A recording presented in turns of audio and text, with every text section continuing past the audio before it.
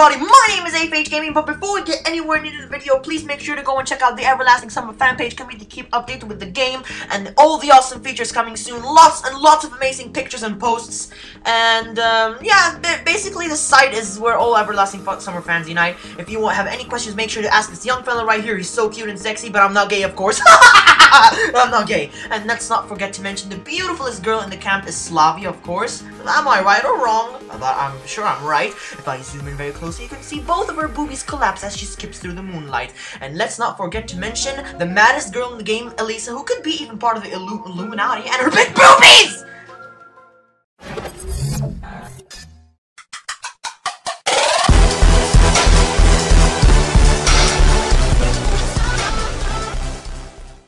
Hello everybody, my name is AFHGaming and welcome back to some more Everlasting Summer Let's Play. Let's continue with the story.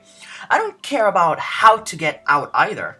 What's driving me mad is that I always have to carry out some stupid task given by our camp leader, and it's always me who gets into stupid situations and sometimes even ends up looking like a clown. You mean end up looking like a clown. If all of this is some alien trick or a plot of the universal mind, they better consult with their psychiatrist. I gritted my teeth and clenched my fists. And most annoying thing is that everything that happens seems to happen by itself somehow. I'd be happier not having to carry around bags of sugar that weigh a ton, but I had no choice at all. I mean, any other option would lead to much worse consequences than a muscle strain or a hurt pride. Who are you angry with? Oh my god, this girl drives me nuts. Olyena was standing in front of me and smiled slyly. Nobody, really. I answered absently, but my fists gave me away. Just like that.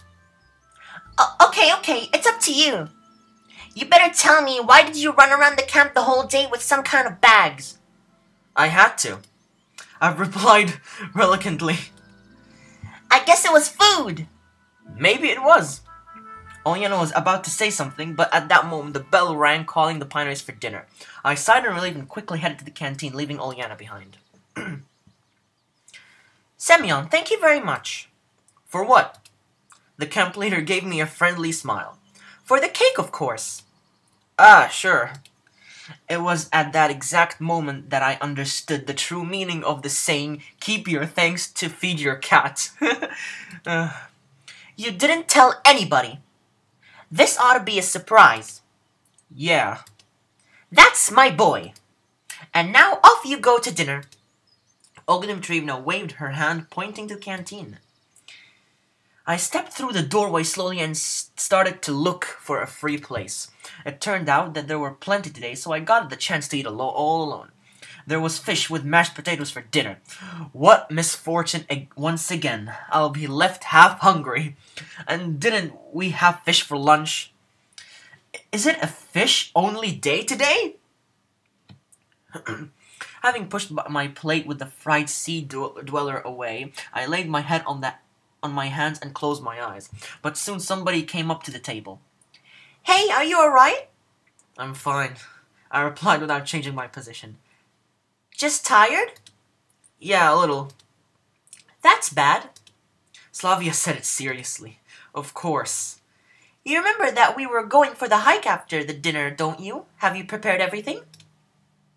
What hike? What the hell are you talking about? What? Where? I opened my eyes and lifted my head up instantly. Lena was standing by Slavia. The hike! She was surprised. Didn't you know? No. I put my head down on the table and covered it with my hands. Oh my god, you're such a bad listener. If only I could sink into the ground right away. The girls remained silent. I was left alone with my thoughts for some time, and that was fine by me. Maybe I could have sat that way until the end of dinner time, but the strong voice of Olga Dmitrievna was heard from the opposite end of the canteen. Guys! To celebrate the miraculous rescue of our friend, comrade Shirik, we baked this cake for you all. I lifted my head idly and looked towards the camp leader, but couldn't see anything beyond the pioneers' backs. Just a second. And nothing about me. Nothing about me rescuing Shirik or gathering the ingredients for the cake. As if that's how it ought to be. Well, it would be wrong to accept anything else from our camp leader. Let's go! Or we won't get our share. Slavia smiled. Let's go. Lena agreed. Yeah, sure. I got up reluctantly and tagged along behind the girls. As we approached the crowd of pioneers, Olga Dmitrievna was just putting the cake in the center of the table. And now... What the... The camp leader wasn't able to finish as Oleana rushed out from the pioneer crowd and dived into the cake. She managed to nibble in a few times before she was pulled away. She was kicking and screaming. I stared blankly from the outside at all this drama. Elisa smiling, Lena picking up some cream with her finger, all the furious pioneers around. I felt completely out of place. I thought that if I closed my eyes now and opened them again, here I am, back to the safety of my apartment in front of my computer. Man, you just want to go to your computer, is that all you care about? I blinked but nothing changed, only the noise and the confusion became sharper. Oleana, that's the limit! I just... Well, in fact, behaving like this is a bit over the top even for her. Shurik broke into the conversation, or is it a court-martial? Please, Olga Dmitrievna, since the cake is celebrating my return, it's no big deal. He hesitated. It doesn't matter! The camp leader turned to Oleana. And you! Today I'm gonna punish you to the fullest extent, so you'll behave next time! Whatever! She snorted and turned back. You won't be going on the hike with us tonight! As if I wanted to! I was more than willing to switch places with Oleana and skip the hike instead of her, but who knew? If I had to have guessed beforehand, I'd have been the first one to go berserk and smash the damn cake. Why would you do that? After a couple of minutes of confusion, the pioneers started to disperse. You have to get ready too. There'll be a lineup at the square in half an hour. I looked straight into the eyes of the camp leader, trying to express my attitude non-verbally, but it seems that I failed. Don't be late. Alina was sitting at the table and I approached her on my way to the exit. So why did you do it? She looked very upset, but she had a right to be so. I wanted to, Alina replied abruptly. So you're happy now? Of course I am. And you, good luck with the hiking. Well, thank you. She smiled mischievously, sprang up, and rushed out of the canteen. Well, a little bit of luck wouldn't hurt. Walk and you shall reach. It was exactly this proverb that kept whirling in my head all the way down to the camp leader's cabin. Somehow, I just couldn't manage to argue, to pretend that I'm sick, or just to skip it without a reason. The events of this day taught me submissiveness. Although sometimes whatever was happening made no sense to me. As I walked in, I had a thought. Well, in fact, how should I get ready? Clothes? I only have an overcoat and a pair of jeans. Anyway, I forgot to ask whether it's going to be an overnight hike or not. I couldn't think of anything better, so I grabbed the sweater that I had on me when I arrived in the camp. The night might be fairly chilly. I shuffled slowly off to the square. All the camp was already there, although it was about 10 minutes before the time Olga Dmitrievna had designated. I settled down near the edge and waited patiently. Night was falling. If viewed from the outside, what a fairly comical picture we would make. A crowd of pioneers lined up out of sheer habit, like they were awaiting a silent command from the bronze Genda. And all this happening is the scarlet rays of the sunset. And there he is, waving his hand and screaming, "Attack!" as roaring soldiers with red neckerchief charged into the battle against some ghostly enemy. But Olga Dmitrievna showed up at the start and started to talk instead of Genda. It seems everybody's here. Great! I was so tired today that I couldn't even think about anything, so I ended up just listening to the camp leader. Now today we'll go hiking. It is essential for every pioneer to be able to come up and rescue his comrade, to offer a helping hand in the hour of need, saving them from a hopeless situation. Oh my god, the lectures! We have to learn to do all these things together. A whisper that rang through the pioneer crowd suggested that most probably this truly epic expedition would end in a clearing in the forest several hundred feet away from the square. Somehow I thought so too. We'll walk in pairs, so if you haven't chosen a partner for yourself yet, now is the right time to do so. Oh, please let me be with Slavia. Pioneers quickly caught onto the island and started to match in pairs. It looked like I was the only one without a partner. Uh-oh. Slavia was enthusiastically discussing something with Olga Dimitrievna. Now, Lena was fixed with Miko. Electronic was, of course, with Shirk. Well, it might not be a bad idea to go alone after all. Semyon! The voice of camp leader pulled me out of thoughts. I went up to her reluctantly. I see that you haven't found a partner. Seems like it. Then you'll join Xenia. She is alone too. No! No! I was struck with that special kind of despair that only a true loner can experience. So it appears that I'm left with the prickly librarian that I wouldn't risk spending a couple of hours with even if I was paid for it. Although we both seem to be in the same boat now. Oh my god. Bad luck. I slowly approached Xenia. Well, I guess we'll be going together! She looked at me. She looked up at me. Don't you even think that I'm glad? Xenia said seriously. Why on earth you should feel glad? I asked naively. Never mind. It would be much better if you just shut up. It couldn't get any better than this. And she turned her back on me and followed the other pioneers. Time for a hike. I still haven't seen any special reason to walk in pairs. Anyway, we were walking on the well-trodden forest trails, and it would be quite difficult to get lost here even if I wanted to. Moreover, while we'd already been hiking for half an hour, we weren't rushing into the depths of the forest trying to face all the dangers that could test our courage and harden our pioneer spirits, but instead, we're just walking around in circles. However, if we take into account that Olga Dimitrievna was our chief, this hike could be compared to a hobbit's march from the Shire to Mordor. Just as Xenia insisted, I was following her at a distance in silence. The librarian seemed to be perfectly okay with it. Hey, don't you know when we'll reach our destination? Or our what? The place where we'll settle down and set up camp? The whole point of this hike isn't to set up camp, but the hiking itself. You don't get it. Yeah, it seemed that I didn't understand a thing about hiking. I guess you're right, but still. I don't know.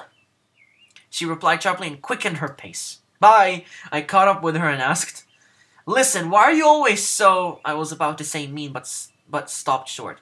I haven't done anything bad to you, and I'm not going to. She glared at me in surprise. Always so what? Well, unsociable, kind of. Or is it something about me? Oh, cut that stupidity already. As you wish. I decided not to start a conversation with her for the rest of the hike. Oh, finally we made it. At last, Olga Dimitrievna decided to end up this Sisyphean toil. It is time to halt. The place chosen turned out to be quite large, glade with a few tree trunks laid in half-circle to make an emphasized arbor with the remains of a campfire in the middle. Obviously, such hikes are tradition of this camp. I was sent to gather firewood together with the other boys. It didn't take long because there were a lot of branches and logs of various sizes lying around. Eventually, Olga Dimitrievna lit the fire using some old newspaper.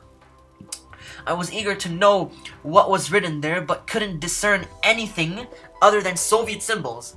Pioneers took their place on the fallen log benches and started to talk about things. It seems that the final goal of this event had been achieved. The only thing missing were a pot of fish soup, aluminium cups, and vodka and a guitar. But I wouldn't be surprised if all of these would appear somehow. A little bit of spelling mistakes. What are you thinking about? Slavia sat next to me. Oh, nothing special. Just enjoying the hike. I answered sarcastically. You don't look too happy. Well, I'm not about to jump for joy. Sorry about that. Okay, I won't disturb you. But she sat with me for a while, but after realizing that I wasn't in the mood for talking, she left me to enjoy my introspection all alone. and all I wished for was to lie down in bed and fall asleep as soon as possible. But I was being surrounded by smoke, the useless chatter of pioneers all around me instead. They were cheering and laughing and in general enjoying this warm summer evening. In the far side of the glade, I noticed that Lena was arguing with Slavia with Elisa intensely, and Lena seemed like complete opposite to me. Slavia had left to go somewhere after our conversation, it seems. Electronic and Shirk were trying to furiously to prove something to Olga Dmitrievna. It looks like I'm the only one who doesn't belong here. Oh, another choice. Try to find out what Elisa and Lena are arguing about. Oh, I don't want to get into this. Do nothing, just stay seated. This is difficult. This is difficult as hell, man. Let's just recap this. So if I try to find out what he's saying, problems could occur. Because he said that Lena is being the opposite, which means she's angry with Elisa. So if I break in, that will not be good at all. So I should, do nothing. That's what I think. All I was doing was just watching the fire. Okay, there is a saying that claims that one could watch it forever as well as running water. But there was also some third thing there. What was that? One could watch 3 forever, burning fire, running water, and how other people work. The camp leader pulled me out of my daydreaming. Semyon, don't you think that it's too early to relax? But what else would I need to do? I honestly couldn't get what Olga Dmitrievna wanted from me. I don't know. She stopped for a moment. But if there is something to be done, then do it without hesitation. She smiled amicably and went back to the fire to throw a few branches on. After those words, I am completely sure that she treats me like a personal slave, or at least like I'm a free labor force, which is strictly speaking the same thing. I sighed and put my head down on my hands, hoping my torments would be over for today. Someone patted me on the shoulder. I looked up and saw Shirk and Electronic, who sat next to me. What do you want? I asked tiredly. Don't be sad. Is there anything better to do? Look, we've been discussing the possibility for the advancement of the Cybertonics Club with Olga Dmitrievna. And there's a problem. We need more guys. If you could... He hesitated. Advancement and those guys are incomplete with each other. I said nothing and started to look over the pioneers around me and said, well, I don't have time. Can't you see that I'm always busy with the camp leader's errands? Yeah, I'm the slave. Yeah, I guess you're right. It's kind of embarrassing how it all went today with Oleana. I looked up at him with surprise. It seems that Shirk blames himself for the cake accident. Yeah, it is. All the pioneers seemed to be here, but I couldn't spot Slavia anywhere. I think she's angry with me. Who? I asked absently. Oleana. Maybe I should apologize. No, it's not your fault. We sat silently for a while and then I stood up and said, my legs are numb, I better take a walk. They made no reply. I made a few circles around our improvised camp, noticing the close looks of the camp leader following me. Looks like Olga Dmitrievna couldn't wait to come up with some kind of new task for me. I haven't found Slavia anywhere. Maybe I should go and try to find her. On the other hand, I felt sorry for Liana every time I recall her upset face. Maybe this hike isn't the most entertaining thing ever, but sitting there all alone isn't any better either. But at the same time, I didn't want to go anywhere. Remain seated, go to Liana, try to find Slavia.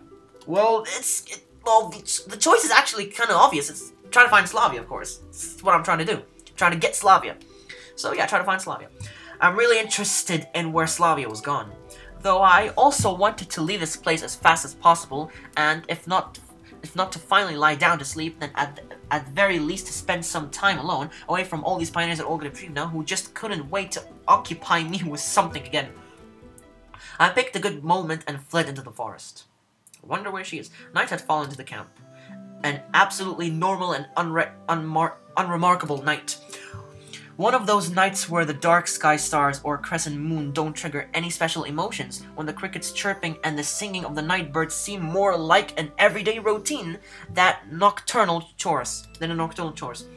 I wandered around the forest with no special purpose, trying not to get too far away from the camp. After all, there was a chance to meet Alyana out there, and that natural disaster would probably be even worse than the camp leader. I sat on a fallen tree and started thinking. Why is this all happening to me? Why do I keep getting myself into foolish situations every time and everywhere?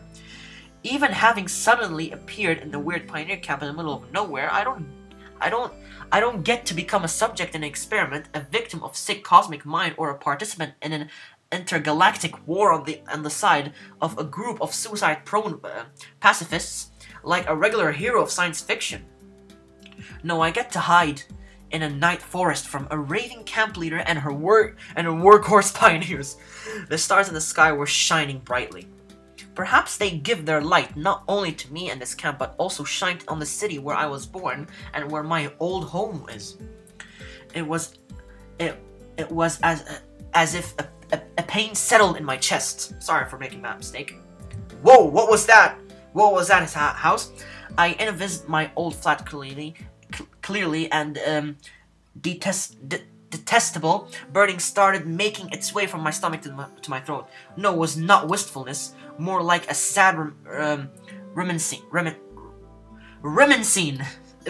Sorry if I didn't pronounce that correctly, because despite all that's happened, I've felt more alive in less than 5 days here than I had for the last several years there. Now, I really wasn't sure if I wanted to go back. Only one question still ate at me: how and why I ended up here. It flared up yet again in my mind. I haven't spent much time seeking answers or even just thinking about my situation lately.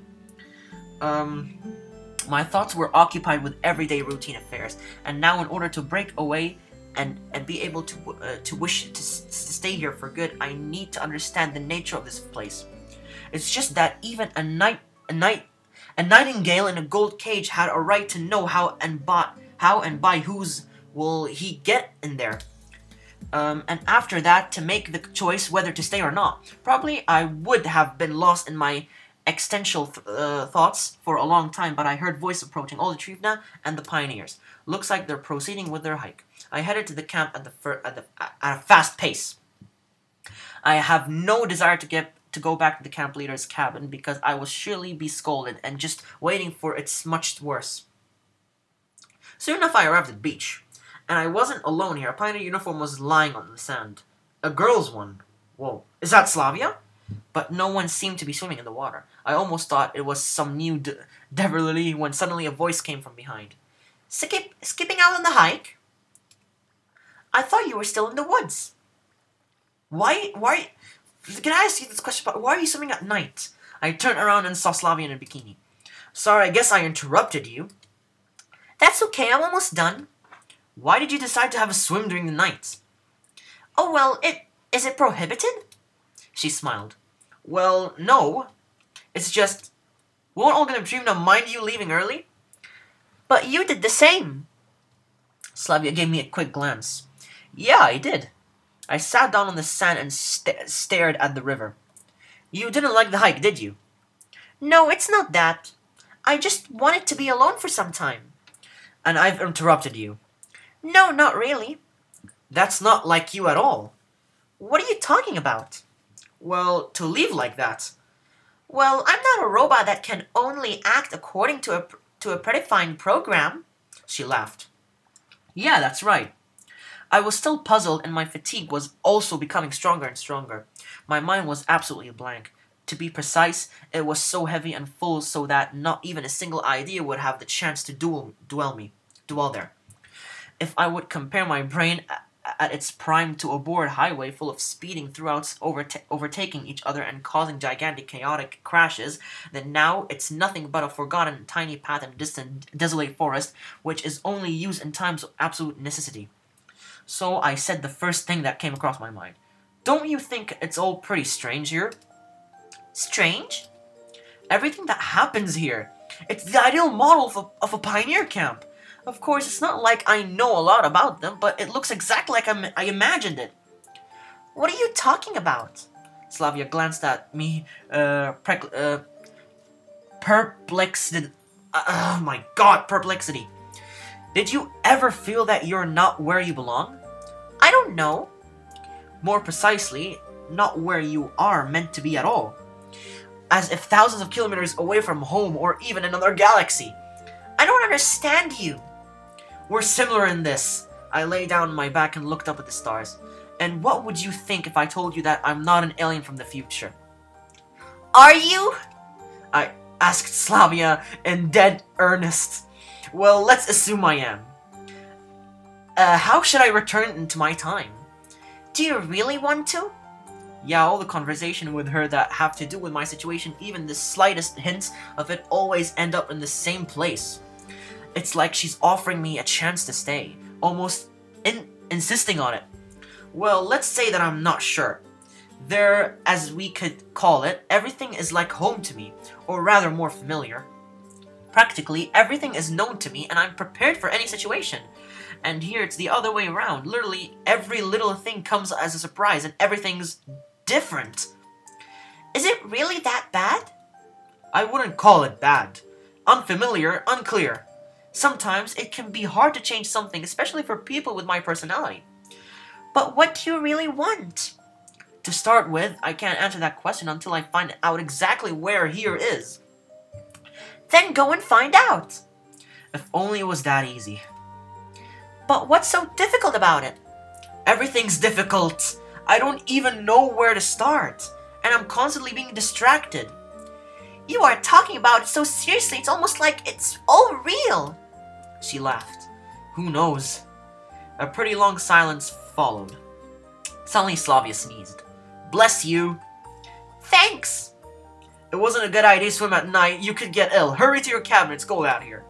It's nothing. I'd rather sit here with you a bit more. Yes, it's working. Now, just let me dress. Well, I was certainly flattered, but... Let's go. I'll walk you. What? How did she get dressed so quickly? Okay. But we didn't even walk a dozen steps before Slavia grasped my arm. Yes! What's the matter? Well, I suddenly felt dizzy. I touched her forehead. It was burning. I was never able to measure body temperature by touch, but in this case, it was obvious. Okay, guys, I think we're about to stop here and maybe cure Slavia's sickness in the next episode. But thank you so much for watching. Leave a like if you did enjoy and subscribe to join the AFH Army, and I'll see you all in my next video.